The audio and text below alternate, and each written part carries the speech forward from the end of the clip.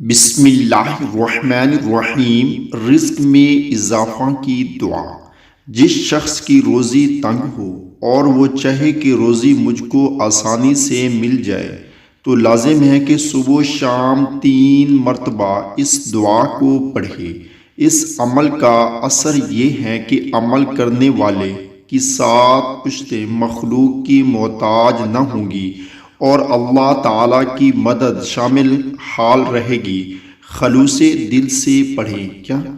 فَلِلَّهِ الْحَمْدُ رَبِّ السَّمَاوَاتِ وَرَبِّ الْأَرْضِ رَبِّ الْعَالَمِينَ وَلَهُ الْكِبْرِيَاءُ فِي السَّمَاوَاتِ وَالْأَرْضِ وَهُوَ الْعَزِيزُ الْحَكِيمُ۔